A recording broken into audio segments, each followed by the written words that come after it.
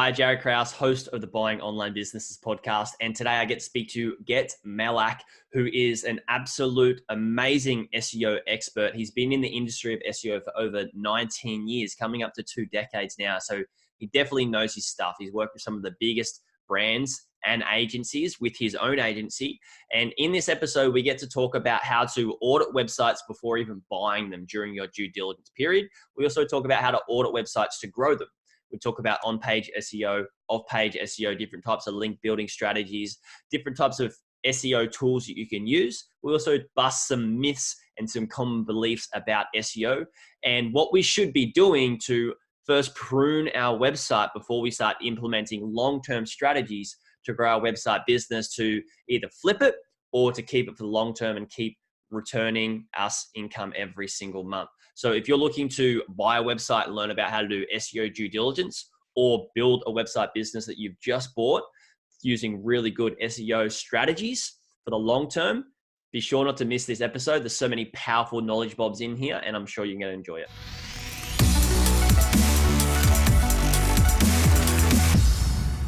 Hey everyone, and welcome back to another episode of the Buying Online Businesses podcast. And today I am graced with the presence of Gert Mellak, and he is a gun in SEO. We actually got put in touch with each other from some connections that we know, and we've just had a quick little chat already, and I've learned so much about Gert and what he's doing in the SEO space. Gert, thank you so much for jumping on. Thank you so much for having me. It's really a pleasure to be on the show. Thanks. So, Gert, I've gone through and looked at a lot of your stuff. You've been in this space for a long time. We're talking about that briefly just before. Most people are, when they SEOs, they're in the space for 2 to 3 or maybe 4 years, and they're acting like they run the joint.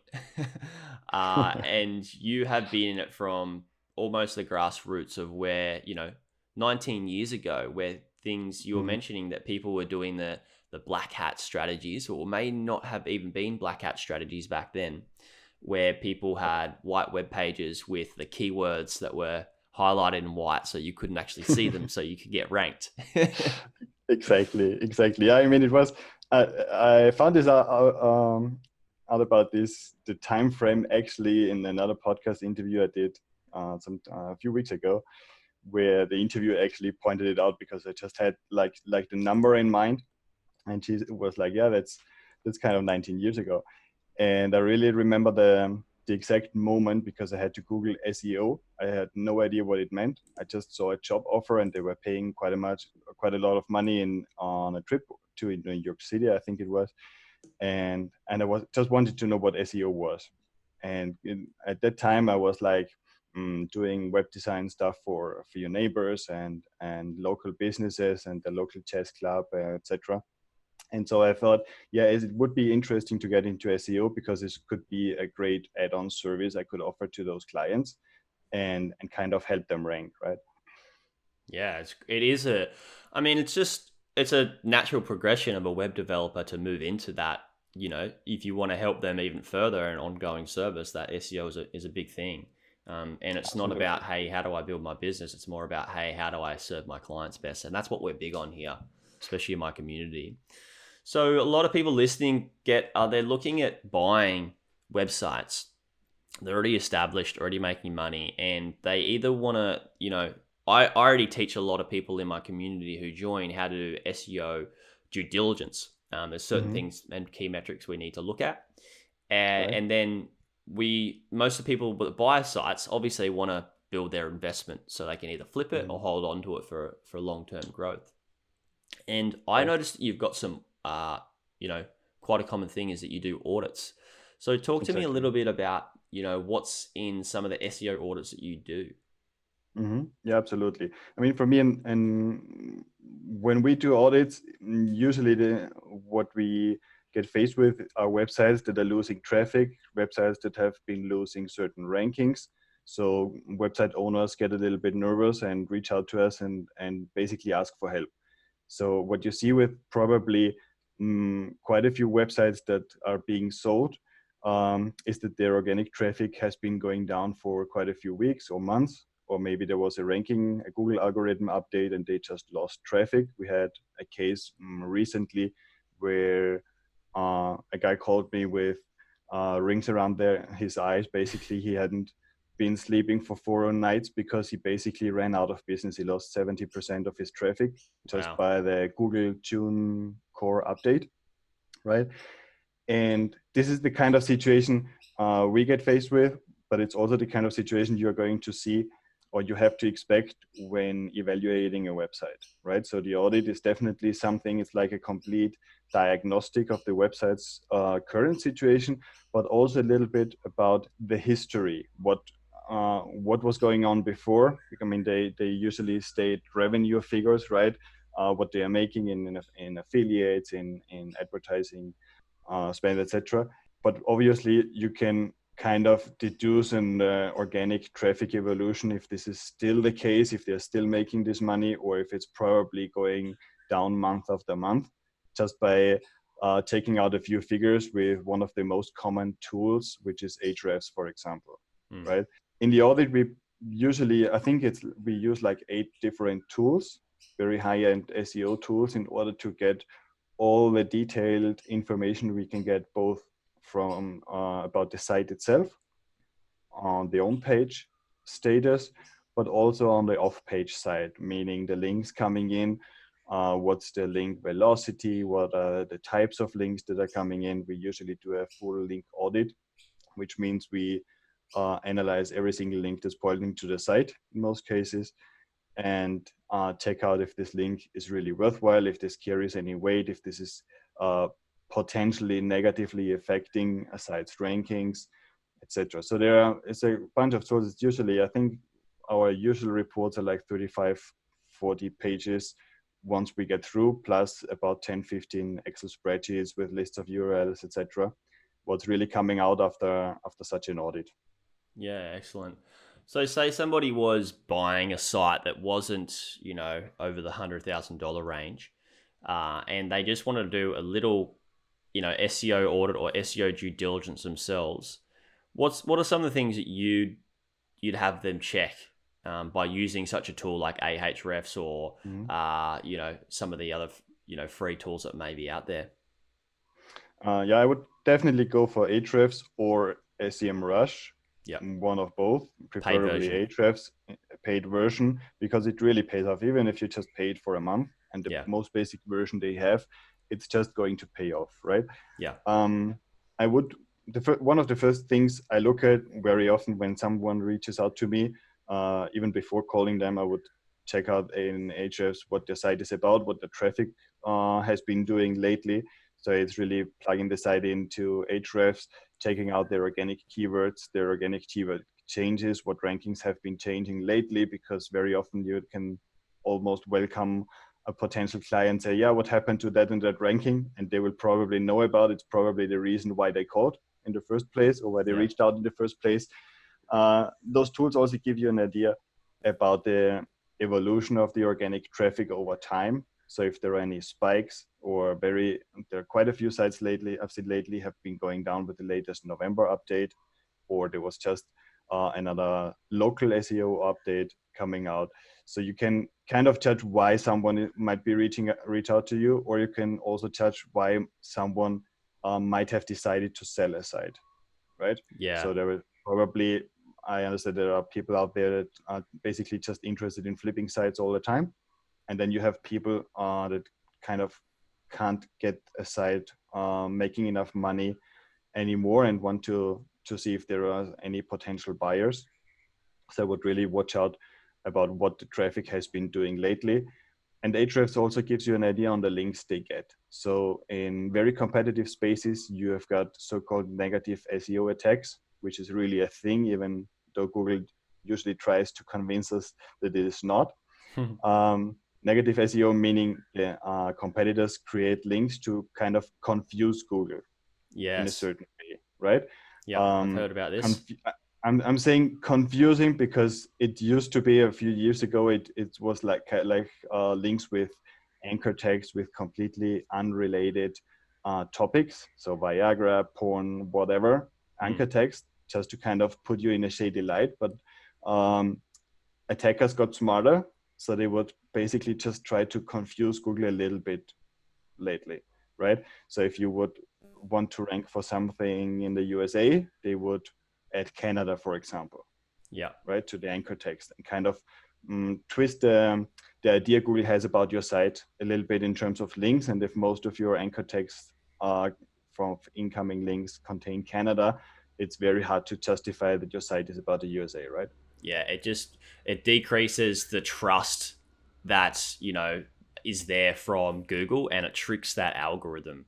And that's a very important thing that I like people to understand, is that coming back to the traffic, we'll come to the links as well. But I always tell people to check if the traffic's trending up, down, sideways, and the most important question to ask is why. And if you can ask why 3 times over, then you can normally get to the bottom of why the traffic is trending in a certain way. And I highlight this in my for everybody listening. I give that free due diligence framework out, so they can go away and ask these questions about, all right, which way is the traffic trending? What's the page ranks and the domain ranks, and then also what good links are coming in, and what bad links there are as well. Because coming back to those bad links,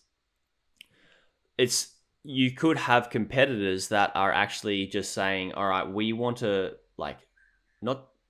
they want to grow, and how they can manipulate their growth is by attacking other people, by setting up separate websites or PBNs or whatever you want to call them, where they do those fake junky links, which can really cause a massive effect. And that would come back to people needing to understand their due diligence and links coming in and coming out. And then if you are going to buy a website, is looking at doing a link detox.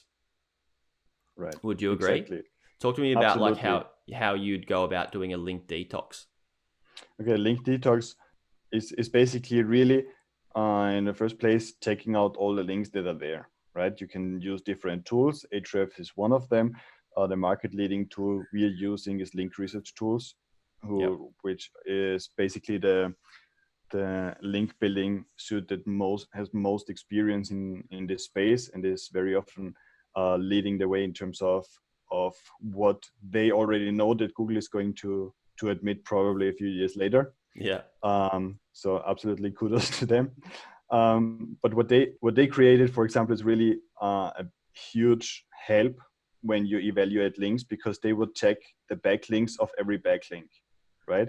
What that means is if a backlink might seem perfectly fine, but then you check out the source site's backlinks and you say, how did they get their domain rating? How did they get their URL rating?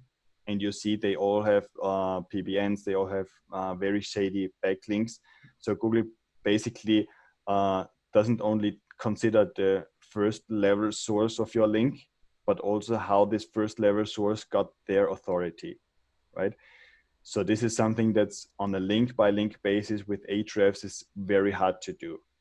On the other hand, Link Research Tools is an agency tool. It's not a tool necessarily for someone who's about to buy or purchase their first site.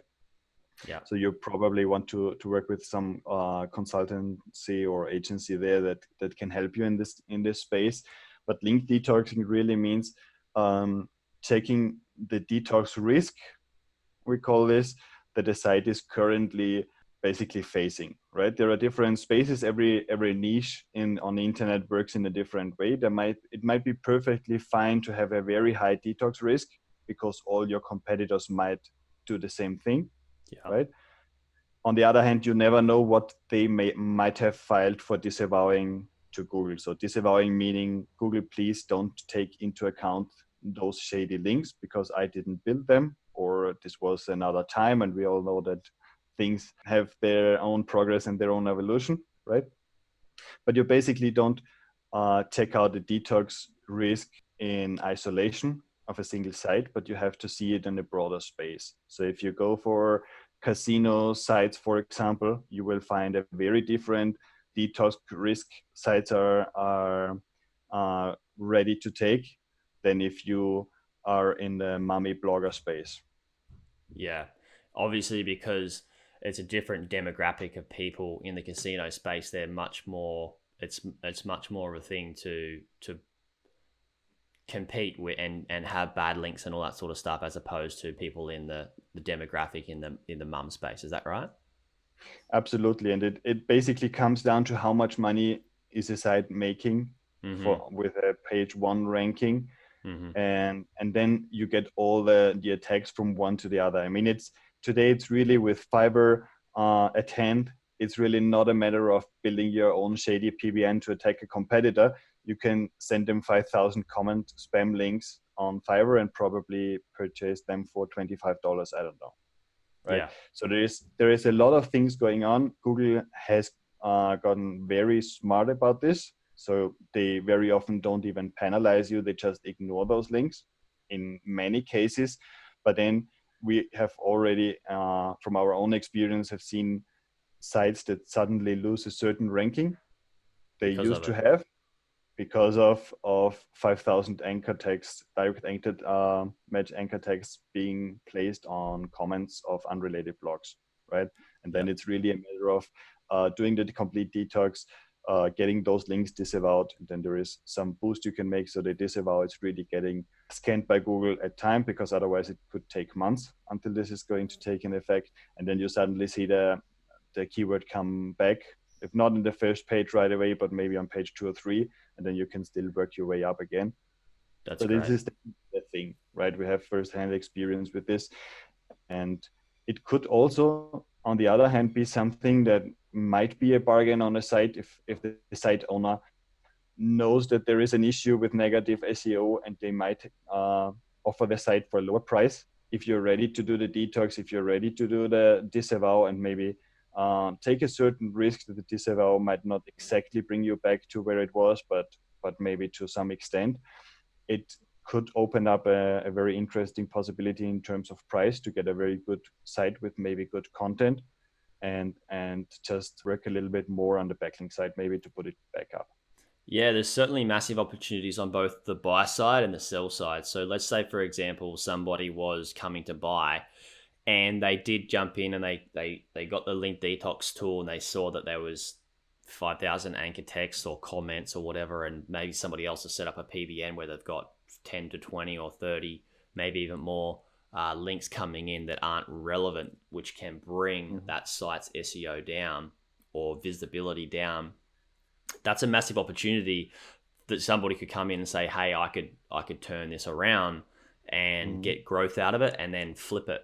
On the other side, if somebody's coming to the market wanting to sell their business and they've held it for quite a few years and they don't know much about SEO, they could get an audit done, wait maybe 3 to 6 or 6 to 12 months even, and then sell it for a higher price, knowing that they have pruned it. And I've talked about this with other guests on the show and other podcasts that I've been on, is that sometimes the best thing to do when you buy a website is to not add more things in. Mm-hmm. It's much like in SEO, is to first prune things away. Like, just, you've got this amazing plant and then you've got weeds that are growing around it and attaching to it and then holding it down and preventing it from growing to a certain height or a certain size. So would you agree that, maybe it's first to start off with some pruning before we jump into the bigger, longer term strategies?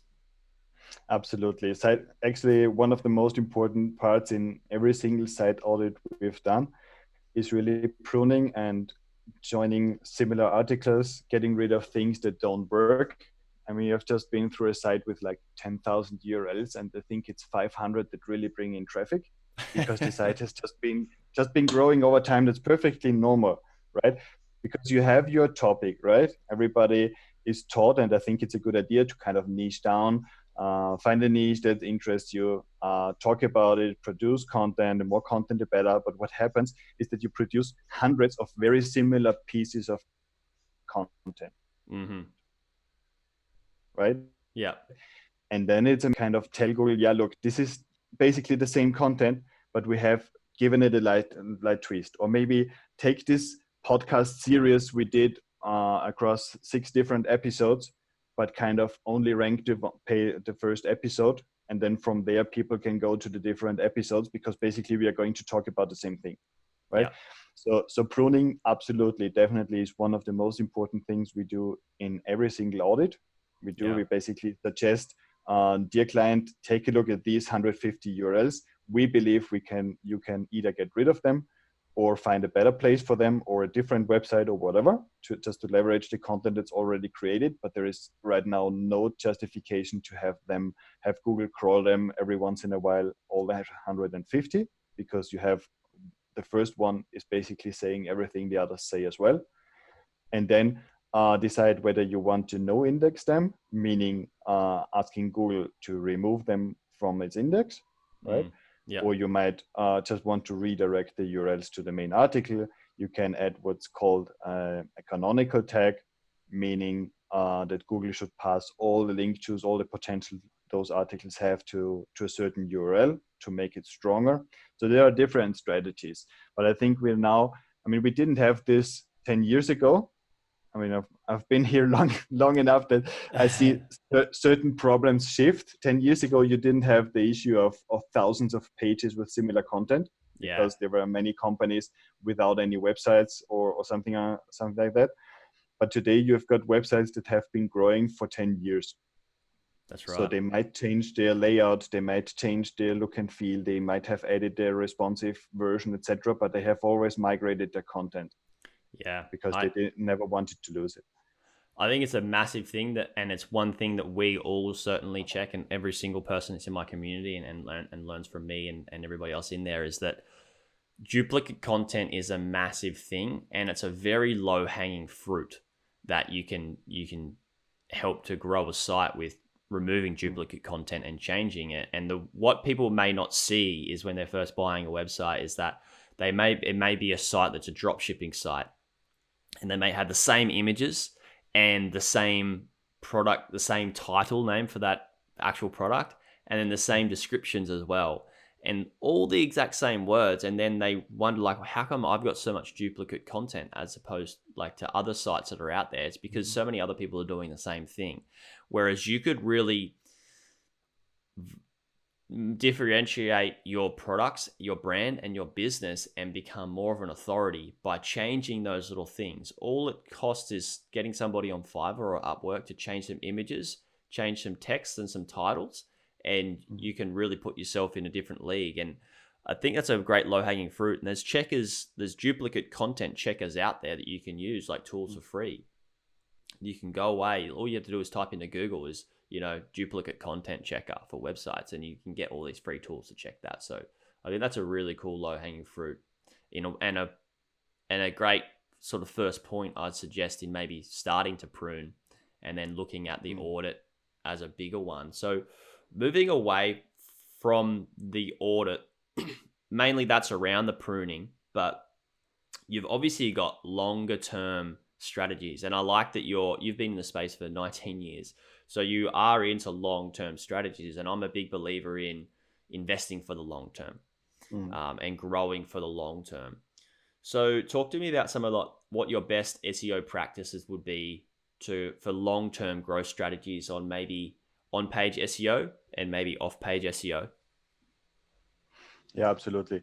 In terms of on-page SEO, I think one of the most important long-term strategies is that whenever you produce content and you publish it on your website, it must be for a certain reason, right? We've seen so many pages that just put out content for the sake of putting it out there and having their blog updated because someone at some point, whoever it was, I really would want to ask them why, said it's a good thing to always maintain your blog updated, right? I mean, there are tons of studies that show exactly that you can get the same amount of traffic with 20 blog posts in 5 years. But there's just so many sites that are so prolific in creating content, but they don't have a reason for why they create this content, right? So what we do in audits, for example, is that we create so-called content gap analysis. A content gap analysis means checking what are the keyword research. Keyword research is obviously a very important point in every SEO project. For every website, there should be a very extensive keyword research, even if you think you will never get down to the very low keywords, or maybe it could be a good idea in your niche to start there and start getting low volume keywords in there. But basically what we do is we find potential traffic, taking into account the keywords that are being used by your customers, and then try to match this with content on your site. So you might end up, I just did an audit, I finished an audit before we started. We had like 2,000 keywords on this audit, and the client probably has content right now for 50 of them, right? Great. So there is almost 2,000 keywords they still need to create content for. So when you map out the content, which is probably a good idea to have an idea what content you are creating in 2020, for example, try to match this content to different keywords. And whenever you put it out there, even if it's a recorded podcast, you can still tweak the description or the show notes or the page, or add an additional paragraph or whatever you need to really make it as relevant as it gets for a certain keyword, and then cross it off your list and then go on with the next one. This is a long-term strategy I think makes sense to follow. The keywords don't only come from your own keyword research, but they also come from and gap analysis with your competitors, right? So what people are actually searching for, what they want. Where are they getting their traffic from, and you're not. So the gap analysis, if you click on gap analysis in SEMrush, it's only competitor based. We also see it just in terms of keywords. What do I have? What do I miss? Whereas my gap with my own keywords, I already know, but I can also compare my site to 3 different competitors, and then see where do they get their traffic where I don't even have content in place, right? This is also something when evaluating a website you might want to buy. You might want to take that site against a few competitors and see where this site is not making full use of its potential and could potentially get more traffic from, even before you purchase it. Yeah. So this gives you an idea of what to do after the pruning. You start with the pruning, but then you might have a list of 250 keywords that are very conversion relevant, or could lead to very high advertising impressions, or whatever the business model of the respective website is. Yeah. And then follow that lead, right? Yeah. So this would be in terms of on page. And then on page, what's probably the most underused strategy is internal linking. So internal linking, meaning you talk about SEO, then you have another article where you talk about Google Ads. And in the Google Ads article, you mention that it's a good idea that if you have keywords in Google Ads that are converting very well, you do some SEO for it, right? Yeah. You select SEO, you underline it, you link it to your SEO article, right? This is internal linking where it really makes sense.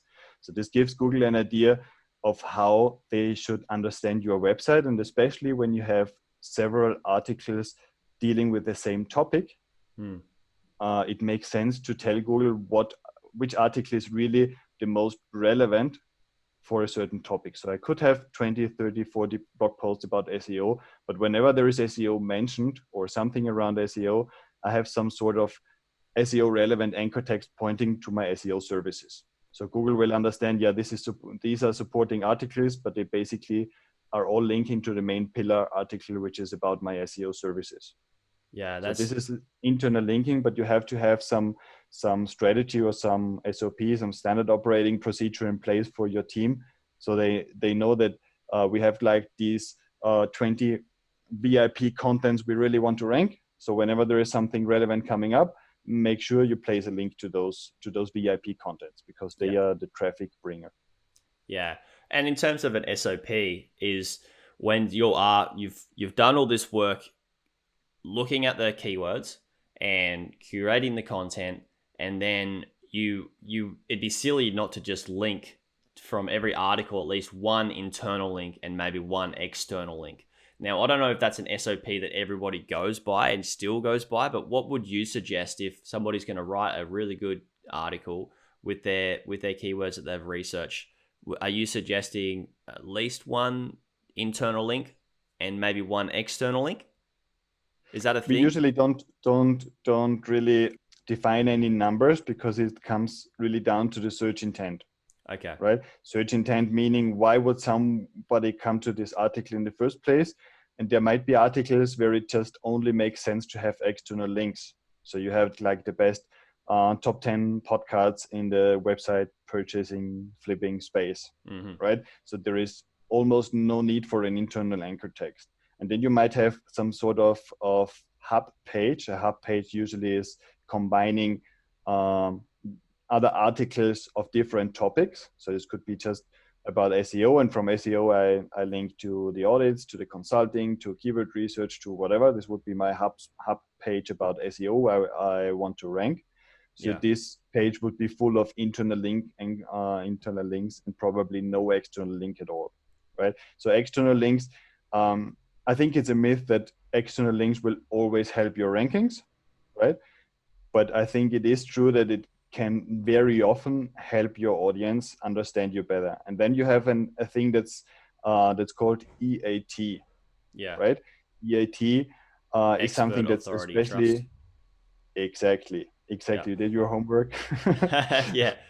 It's what this is about is that's not a ranking factor, right? It's not a ranking signal, right? But it's something that the human verifiers at Google or the quality verifiers take into account, and especially in certain niches which are called your money, your life, which are very critical issues for a person's well-being, right? So you might come across a site with information about how to treat certain diseases, and you as a user who is informing themselves will probably want to have a very authoritative source that has written up this content, right? So what EAT is aimed at is that Google wants to make sure that whoever writes a content in this space knows what they're talking about, right? So this goes back to their social media profile, to incoming links to this certain article, to mentionings of this person, to their LinkedIn profile, whatever Google might take into account in terms of signal. This could be reviews, this could be personal reviews or mentions. Certain authorities have an internal entity ID in Google, which Google might be able to match. So it's not exactly determined what is everything that could be taken into account, but there are a few things we might be able to kind of tweak or take into account, at least when publishing something. So I wouldn't want to have a blog without a phone number, without an address, without the name and the academic title of the doctor writing the article about a certain disease treatment. Because I think if it's still ranking, it's probably a matter of weeks or months. Yeah, certainly. And you can also have, if the doctor is writing about that certain treatment, they could even have their certifications and whatever it is, all that, anything that's going to help build that trust level and accreditations that person may have, or especially that person in that blog or whatever it is, it's definitely going to help, right? So absolutely. That's a lot. And we dived into EAT, which is important for everybody to understand. It's a massive thing. And if you don't adhere to that moving forwards, then, people who understand it are going to take more advantage from it than what you actually are, especially as you're growing your site. So that's a lot of on-page SEO. I recall you speaking about some people like trying to update their blog like every week or whatever it is. And I think instead of, some people may do some sloppy work in finding keywords and aren't really good. I think what they had done in the past, and I've seen people do in the past, is that they'll just create content for the sake of updating their website. Mm-hmm. And I think that can cause more damage to your SEO or your visibility, as opposed to updating your website without adding content, but instead revising it, which could be a pruning tactic. But I think I just wanted to add that in there, that people like to not feel too stressed about, oh my God, I need to just update this, so I need to keep posting and posting and posting and posting and posting. That whole revising I think it's quite valuable. What do you have to say to the whole revision of articles and making them more valuable as the years go on? Is that a thing? Absolutely. I mean, Google wants fresh content in a sense that it wants to have relevant content, right? I used to have a website where I explained how to configure PayPal for some e-commerce solution as a payment gateway, right? And I remember that was the single article that brought the most traffic in for a while, until it stopped being relevant. So this was a side project. I didn't care about it for a few years.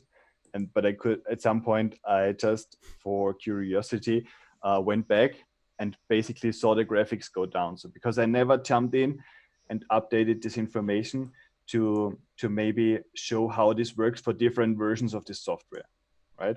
I could go back in, and then it's very important that you change and update the publishing date.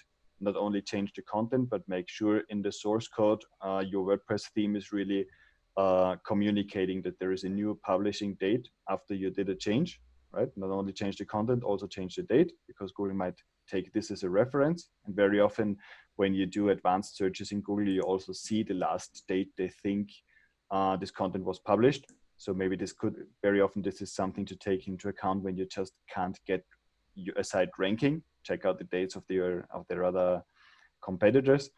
But definitely, yeah, it's probably best to have 50 articles very well maintained, and you review them whenever it's necessary.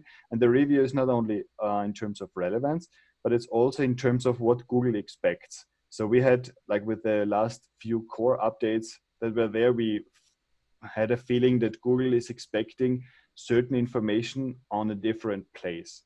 So to give you an example, we had a site where they basically had a very conversational style, right? And they would say, yeah, hey, this is interesting. You want to know more about this topic. And yeah, we at this site, we do this, we do that. We have a lot of experience. So it would be like 200 words down when they really focus on the topic, right? And then with the last core updates, we found out that when you kind of gave your confirmation that they are on the right side and you're going to deal with this topic and whatever, and kind of shorten the conversational bit part to the very minimum to maintain your style of writing, you could get better rankings. So revision always needs to take into account your competitors and what your competitors are those sites that Google wants to rank, and Google wants to rank them for a reason. So this is something I'm very kind of, I don't know, I insist very much on people viewing Google results as their main source of information, right? So if I want to rank for a certain term, the first thing I need to do is go into Google, search for this term, and check out what Google thinks people expect when they search for this term.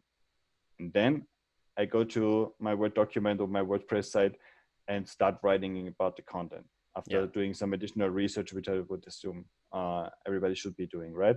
Yeah. But definitely check out what Google wants to rank, because very often what we think would be the best fit is just something that Google, with all their data, their artificial intelligence, their machine learning algorithms, knows exactly that's not what is expected by the users. Yeah, yeah. That algorithm is so advanced and it's only getting better and better and better, right? It's crazy, and it's also good. It sorts the the websites out on who's actually doing the work and doing it the right way. Exactly. So let's talk. So that's a lot of on page. Let's sort of diverse into off page SEO, which is kind of like link building strategies. Do you have like one or two sort of strategies that would be a sort of a go to that people could look at doing in growing their sites? Okay, I mean the first thing in term, I mean it's still connected with having not too many articles, but maybe very good articles on your site, right? Yeah. For one, because Google wants to provide the perfect usability, and if you just have one good article and 20 crappy ones, Google knows that if someone clicks on an internal links and lands on a crappy article, the user experience is still bad. You want to make sure that all your articles are good and really get rid of the rest.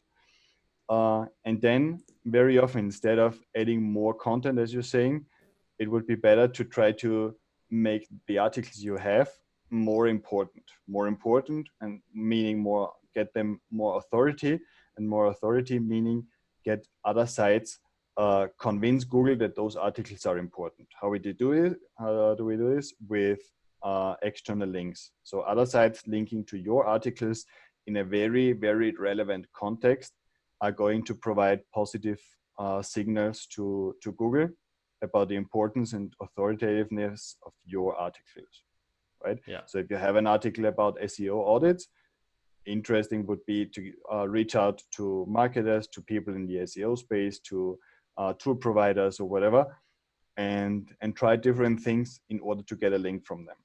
Yeah, great.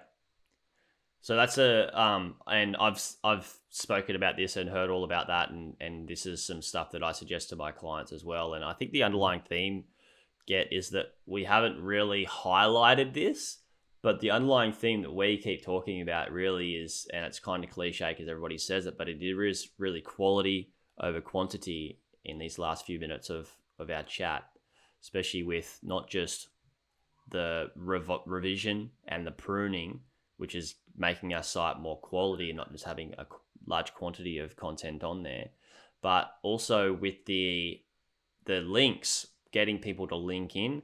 The higher quality those links linking into our website, the better it's going to be for us. So say, for example, you get a link from, to your SEO audit from, say, imagine what Google was to write an article, or,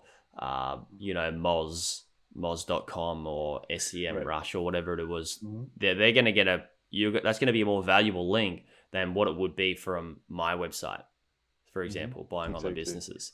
So that's a really important thing.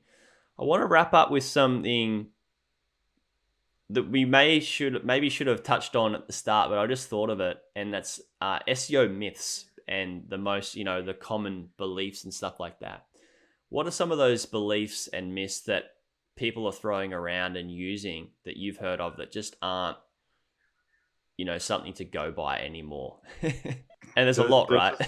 There's just so many. Yeah. Have I opened up a can of worms here? And some are very funny. I think one of the most important myths is the meta keywords tag, because there's just no reference at all that this would have ever been working. Yeah. So adding keywords in the meta keywords tag, I mean, it's really more a matter of thinking about it. If you add keywords there that are already in your text, there is no need for it because they are already in your text. Yeah. Google is smart enough to know if this is a singular, plural word, if there's a variation. They are smart enough by now, and they have been for at least 10, 15 years to figure that out. You can add, I don't know what, iPhone X in a meta keyword if your site is not about the iPhone X, is not going to do anything. And even if it were, it's not going to do anything, right? So the meta keywords tag, I mean, this even comes up from some Google representatives for AdWords, and it would help AdWords. So there is just so much misinformation, even among Google representatives, about the meta keywords tag. It's really incredible, right? I think this is probably one of the biggest myths. The second one is definitely the need to always be updating your site. Yeah, that one's scary. Definitely. You could just ruin your website, couldn't you, if you just kept doing it in that fashion and not? Yeah, and it doesn't make any real sense, right? So I mean, Google is all about search intent and all about providing users with the best possible experience, right? Whether you update your site twice a week or twice a month or 5 times a year doesn't affect the user experience. Yeah. Right. Think of it just that way. So very often it makes sense to think as if you were Google and you had like this website and you had the other competitors. What would really be the most have the most impact on users' experience when they search and click on a search result, and then act that way. So we talked initially before we started recording that I have had a love-hate relationship with SEO, right? Yeah. Which turns into which we all do. Very strong love in the late years, in the last years, basically, just because Google went towards a direction I really like. So I didn't really like SEO in the back in the hacky days, and where you could basically do comment spam and still get a site ranked, or it was just what you had to do. I remember creating hundreds of links every month for a site. It was like a classified cars site, I believe, and this really worked. And I remember a company reaching out and they asked me for 500 links from Mexico because their competitor had 400, and if they had 500 links from Mexico, they would rank in Mexico. Things like that, right? And this was really a space where we, with our agency, then focused on other things. We kept doing the main SEO work for our clients, but we didn't put our main focus there. But now we are in a moment where it's really all about giving the best possible quality, where it really pays off to have a good copywriter. We just had the BERT algorithm update, which is all about Google getting better and better at understanding the exact context of a word before determining what its really meaning its meaning is, right? So look at what comes before a term, what comes after the term in the article, and then determine what's probably the meaning of this word in this context, right? We are now in a world where Google takes into account different things in different niches for different queries. So you might have something that might work in one niche is probably not going to help in another niche. You have to see how the niche works on Google, how the niche works on Google in a certain country, because this can be different in some niches across countries. And then Google has a lot of data of a certain user to even provide a better experience for them. So they take into account searches they have just done, right? So you can search, I don't know, for President of the United States, and the next search you just put in, I don't know, what's his birthday, and Google is going to still refer to Barack Obama, for example, or whoever. Yeah. Right. So Google just has takes into account so many variables to provide the best possible user experience, that this is now really the era where SEO is never going to die, as they have been saying for 15 years. SEO is just getting, I think, a little bit more tricky. Yeah. Much more challenging. And I think for hackers, it's going to get more and more difficult to really outsmart Google. And you basically need artificial intelligence to outsmart another artificial intelligence. So it's definitely also an area where new tools are going to come out for this space. Yeah. But definitely SEO for me has never been better. I agree. For me, SEO is, I'm actually in a love relationship with SEO. Very similar to you, where previously I learned a lot of these things and took on a lot of these stupid common myths until I started learning from experts like you. And I just wasn't into the whole junky thing that was happening. It didn't really have a good feel of adding value and doing the right thing for the people that wanted the right content, right? They actually needed help. That's what everybody's coming to the internet for, is needing help and needing answers. And I think more than ever, SEO is such an important tool, because it can help people get the answers in a short time and give us the right information. And that's the most important thing. And it's a really hard task for Google to have, is to give us valuable information that's actually going to help us where we're at in our lives. And I think it's one of the most important things that we have. And without that, we'd be running around like headless chooks with not knowing what to do and bumping into walls and struggling. And you're right, I believe it's just going to get better and better and better. And I feel that's another conversation for another time on how the direction of SEO is actually going to change with voice and audio and things in our home. And it's quite cool. And I'd love to dig into that with you on another podcast. We'll have to get you back on. Absolutely. But yeah, thanks for jumping on and chatting about, what do we chat about? On-page SEO, off-page SEO, the audits, what we should do before buying a site, what we should do after buying a site to grow it, internal linking, external linking, so much value in this chat alone. So thanks again, Gert. Where can people find out more about you and what you're doing? Very much. Yeah, sure. Thank you very much for having me. The best place would probably be my website, gertmellak.com. So this is GertMellak.com. Not the easiest name to spell out. I'll put it in the links in the show notes. Yes, please do so. And I think one more thing I wanted to mention is that we didn't talk about website speed. And this is something I think for first evaluation, I forgot this before when we talked about the on-page, is getting more and more important. So when you check out a website and there is a speed issue, it could be hosting related, but very often you can do a quick Google speed test and just see if there are important issues on the site. So just that you are prepared that they may need to be fixed. And just to be sure about this part as well on the on-page evaluation.